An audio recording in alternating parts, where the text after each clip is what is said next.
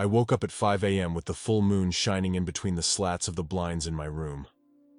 I got up, opened the blinds, and admired the moon. Then I went back to bed and fell asleep. While I was dreaming some ordinary dream, a few small pastel-colored balls of light floated into the scene. The dream brightened with another kind of light the orbs seemed to emit, a soft white light that made everything in my dream fade into the background. I then went with these orbs without question. I found myself just above the atmosphere in space. I was completely lucid and thought, "It's happening," meaning I thought I had died. I felt a sense of excitement and wonder. I didn't even think about my body, or about anything or anyone I loved on Earth. There was complete detachment or no remembrance of my earthly life during my experience, which after I came back I thought was odd but not distressing. I don't think it meant my life or the people I love here aren't important to me. It was more about being in the present moment in order to limit distraction. It was a completely natural feeling to be so present without any sense of concern or burden. Right after I had the thought that I had died, I looked to the right and saw many white wisps floating up into space from the Earth at different intervals, and I knew they were souls of people who had just died too. Then, I had this incredible desire to be with Jesus. The intensity of that feeling surprised me because even though on Earth I had been drawn to Jesus and loved him, the desire to see him while in spirit was all-consuming. I shot upward with amazing speed. But then I wanted to see the Earth below, so I slowed until I just hovered there, looking at all the stars around me in awe. I also had this sense there wasn't time to gaze at the Earth, but that thought seemed to come from outside of myself, from other beings, even though I didn't see them. I thought about Earth again, and just like that, I was floating above a building but didn't know where. When I thought about touching it, an opaque form of my hand appeared, and when I touched the wall, my hand felt its density, but went right through. It was so strange. So, with greater speed, I flew through the wall and didn't feel a thing. I realized I was in a nursing home. I moved along the ceiling through walls until I came to a room with two very old women with dementia in their beds, awake and in some kind of mental distress. I noticed a soft green glow coming from me as I moved closer to them. The first woman looked up and started smiling with joy in my direction, and I realized she could see me. The light from me touched her, and she kind of babbled at me, but she was so happy. The other woman next to her reacted in the same way, and when I thought about touching her cheek with my hand in a healing way, again, my hand appeared with a green glow, and I felt her face. She cupped her hand over mine, and it just merged into my hand because my own wasn't solid. And by her joyful reaction, she seemed to feel it too. I am a nurse on this earthly plane, and I've cared for many people with memory problems, so to help in spirit felt so natural to me, but in a different way. It was just more immediately satisfying and joyful because the heaviness of my human body and mind was non-existent. All that flowed from me was love, and I received their love in return. I went up through the ceiling into the night sky, and then I thought about the ocean. As a human, I just love the ocean. I looked down, and the waves were breaking on a somewhat frozen shore. I thought about just diving in, but it looked cold, so I just skimmed the water with my hand. And it wasn't freezing, just cool. I remember thinking it was odd that I was concerned about the temperature of the water. It was such a human thought.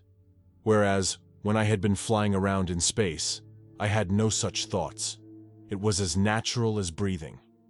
Then, Jesus came to mind again, and I shot up into space among the stars again, until I would reach a certain distance where I would stop, then drift back down near Earth.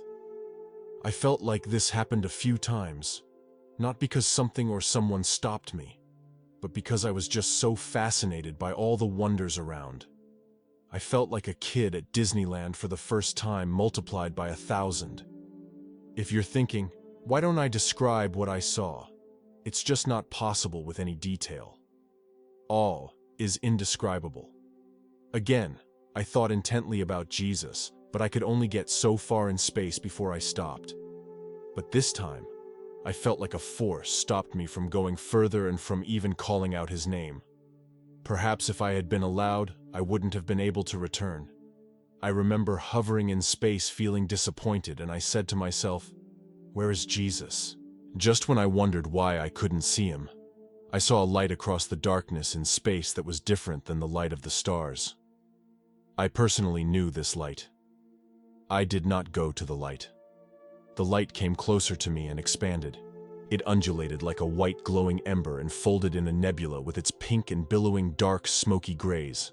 The light stopped before it engulfed me, and for a few moments I connected with the essence of the light, which was complete love. And in those moments we were one. This was not the Jesus I expected to see, but I didn't question it. I simply accepted. Love is just a word we use for the experience that love is. The light didn't speak because there are no words that exist to label or describe its being. When the light dissipated, I audibly heard, as if I had ears, a singular male voice start singing the first few lines of a song, a cappella. The melody and words were familiar. Wonderful Counselor, Mighty God, Everlasting Father. The song goes on, but those were the only words I heard. The verse from Isaiah 6:9 is talking about Jesus, the Prince of Peace. As that voice faded, it felt like I floated like a feather back into my body and my eyes opened. The sun had just come up. Then I realized I was still alive.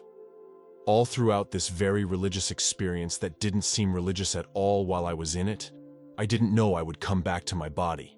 The thing is, however spiritually amazing that experience was, I wasn't upset to be back on Earth. I was just calm and in awe. I accept that who I am spiritually has only been partially revealed to me. I don't think as a human. I can truly understand the sheer glory and magnitude of the soul and God. I know what I need to know, and the rest is faith. I trust the divine purpose of faith. My after effects. An increased sense that my life here on Earth is limited, that I have a purpose waiting for me in the other side, but I must be patient for the call to go home. So while I'm here to take advantage of loving myself and others unconditionally, because this is not easy to do in human form, but doing so is healing not only for me but others as well. What's challenging is knowing what it's like to be consciousness as soul, without the limitations of a body intellect, and then to come back to a world with so many others, including myself, caught up in worry, fear to some degree. To know experientially what it's like to be completely free of fear and worldliness, and then to come back and be subject to it personally again, and witness others go suffer through it too, feels even more oppressive. But there's no escape, only transcendence. I've found myself more sensitive to pain and grief for myself and humanity, which has led to even greater compassion and love, including forgiveness. My spiritual eyes have been opened to see through illusions, lies within myself, others, society, systems, to see the painful truth of how we manipulate and hurt ourselves and others because we are entrenched in fear. And that fear needs to be seen and acknowledged, and the destructive things we've done and their consequences need to be laid bare before us so that we can feel that pain, grieve, and then show ourselves compassion and unconditional love. Then we can show others true compassion and love too. This is how love transcends fear. It's an acceptance, an integration with pure love as the driver, a return to wholeness. I believe this knowledge is a result of my experience and one that I've put into practice. It's not easy peasy. It's deep, divine, and at times gut-wrenching work. But the reward is great, like childbirth. That does it for today's experience. You all know the drill. Let us know what you thought in the comment section below. Until next time, stay safe and continue to be blessed.